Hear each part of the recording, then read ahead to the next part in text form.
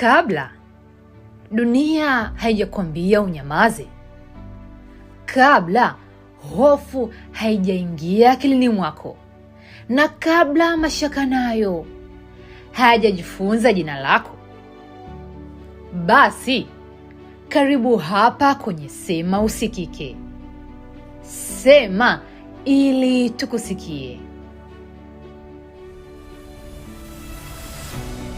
Mungu aliweka kitu rohoni mwako: sauti, kweli na kusudi.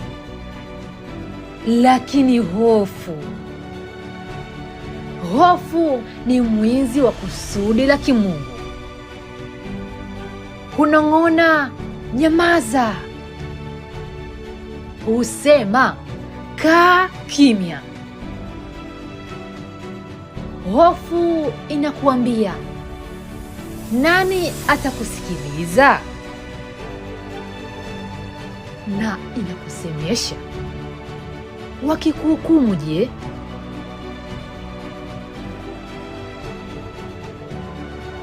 Kwa sababu hofu ina kazi moja tu: kunyamazisha ujumbe ule ambao Mungu alikuamini ubebe.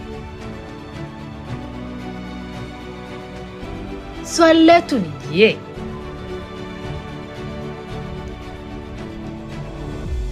ni mawazo mangapi yamekufa kimya? Ni ndoto ngapi zimezikwa kwenye kujiogopa? Na miito mingapi basi imeahirishwa kwa sababu tu hofu ilikuwa kubwa kuliko imani? Hapa Sema Usikike tunakuomba usikie hivi: kamwe usiruhusu hofu ikunyamazishe. Amka na iambie nafsi yako, hofu, huna nafasi hapa kwenye maisha yangu, na lazima niamke na kufanya lile lililokusudiwa kwenye maisha yangu na kwenye neema na kibali kutoka kwa Mungu. Kwa sababu unaponyamazisha sauti yako, unaahirisha athari yako, unaahirisha kusudi lako, na huku unanyamazisha maisha yaliyokusudiwa kuinuka na kuinua wengine. Inuka sasa na uache hofu nyuma yako.